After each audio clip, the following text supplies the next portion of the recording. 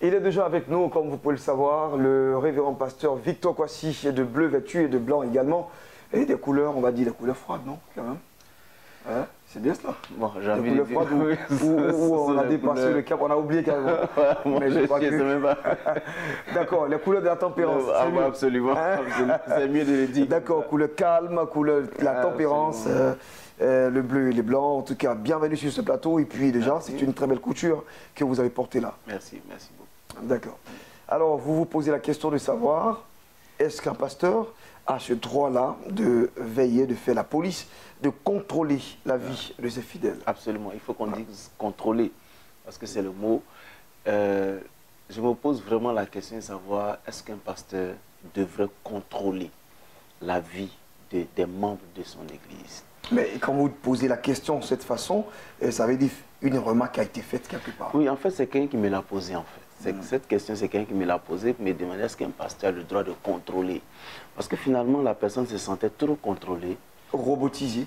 Vraiment. Et puis, stressée par les attitudes de son pasteur. Le pasteur, pour moi, est un conseiller. Est celui qui donne les orientations pour que ceux qui écoutent les orientations fassent le bon choix, prennent de bonnes décisions. Sinon, la Bible ne dirait pas, si vous savez ces choses, vous êtes heureux pourvu que vous les pratiquiez. C'est-à-dire que vous devez savoir, mais ce n'est pas nous qui pratiquons pour vous, c'est vous qui pratiquez. Le Seigneur même dit aux gens, je mets devant vous la mort et la vie. Et puis il dit, pardon, choisissez la vie. C'est-à-dire, il ne va pas venir choisir pour nous, il ne va pas venir contrôler notre... Il te propose. Et malheureusement, aujourd'hui, certains pasteurs se font passer pour les meilleurs. Chez qui Dieu dort, c'est chez eux seuls que Dieu se trouve. Et même quand le monsieur il doit aller en voyage, il doit être informé du voyage, du déplacement. Il doit scolariser son enfant dans une école. Il doit informer le pasteur. Bon, finalement, c'est comme si c'est le pasteur qui contrôle toute la vie de ces personnes. Du coup, il vit la vie du pasteur? Absolument. Il ne vit plus. Et finalement, on se demande, mais la vie chrétienne sert à quoi? Ça sert à quoi? Ça sert à contrôler les gens, à mettre les gens sous pression. Il y a beaucoup de pression aujourd'hui dans nos églises. Je suis de ceux qui disent que malheureusement, dans ces 10 dernières années, l'église a détruit plus de personnes qu'elle n'a construit de vie. Parce que c'est à l'église seule que Ghislain et moi, nous pouvons être au même banc. Et le jour que nous ne sommes plus dans la même église, on ne se parle plus. Oui, ça existe. Ça existe.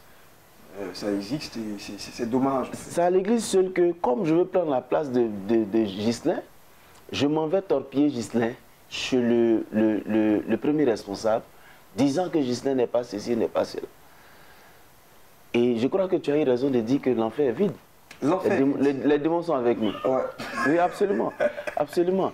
Et finalement, le pasteur lui aussi il joue un rôle de personne qui veut se faire valoir d'une certaine façon. Il veut qu'on dise que c'est autour de lui seul que Dieu tourne. Non, mais même encore, le Dieu qu'il veut justement devenir pour les êtres humains, ce Dieu-là n'a pas eu cette pensée. Non, il nous a dit, vous avez le bien, vous avez le mal, choisissez le bien. Absolument. Donc il nous a donné le libre choix de fonctionner, d'être, je vais dire, responsable de nos mouvements. Absolument.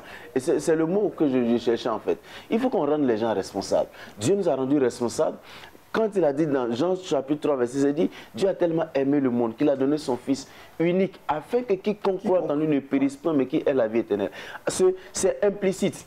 C'est-à-dire, si tu crois, tu es sauvé. S'il ne croit pas, lui, il n'a pas de responsabilité. Lui, il a déjà fait ce qu'il avait à faire. Le pasteur est celui qui rassemble des gens dans un lieu de culte pour leur montrer la voie, pour leur dire comment se comporter, quelle attitude avoir face à telle ou telle chose, comment prier le Seigneur, comment avoir une communion avec Dieu. Et c'est tout. Pour moi, c'est tout. Le reste, ça n'engage que les autres. Parce que le pasteur ne viendra pas laver un fidèle à sa place. C'est clair. Non, il faut qu'on le dise. Mais souvent, on a l'impression que le pasteur, il y a des pasteurs qui vont jusqu'à tellement, c'est-à-dire, pour moi, c'est un abus d'autorité, et puis, c'est pas si on peut dire un abus de pouvoir. Ils vont jusqu'à entrer dans les maisons de certains fidèles, ouvrir leur cuisine, leur placard, se servir et sortir. Ça, c'est du vol. Non, c'est du vol. Parce que finalement, on ne t'a pas donné, mais le monsieur, il va se dire, mais le pasteur va me maudire. Il va me maudire, donc comme j'ai peur de la malédiction, je ne lui donne pas, mais il prend. Le pasteur qui va Le pasteur. Qui va t'appeler pour te dire, ah ben aujourd'hui c'est le 3 là, le virement est passé depuis le 28. C'est pas son affaire. Il faut envoyer la dîme. Non, c'est pas son affaire. Nous, on a enseigné sur la dîme. C'est à toi de prendre la décision de donner, de présenter ta dîme ou pas. Mais c'est clair. Ça, c'est pas ton affaire. Il faut que les pasteurs sachent que chacun a sa place. Souvent, on manque d'éthique et on vit au ridicule. Je ne peux pas aller dans la maison d'un de mes fidèles, même si je l'aime comme je veux, aller dans sa cuisine, ouvrir ses marmites parce que c'est moi qui suis le pasteur. Aller dans sa chambre, ouvrir ses placards et dire que cette robe, ma femme doit la porter, ou bien ce costume, tu dois me le donner. Attends, c'est ridicule et puis c'est... C'est mon onction qui coule sur toi, mon fils. Donc, tout ce qui t'appartient m'appartient. Tu quittes sous cette onction, mais c'est la sécheresse. Mais quel est ce Dieu qui menace et qui détruit la vie des gens? Qui donne la dépression et les AVC, même aux chrétiens. Non, à force de penser... On a fini par, je sais pas, mais on est dans un cocon de... Désolé, hein, je n'ai pas voulu dire le mot. Oui, les gens utilisent aujourd'hui cette histoire, ce langage de onction, de ceci, de cela, pour pouvoir manipuler des gens. Dieu ne nous appelle pas à manipuler des gens. Il nous appelle à enseigner et à rendre les gens responsables de leurs propres actions. Parce que chacun rendra compte à Dieu pour ce qu'il aura fait. Et voilà qui vient.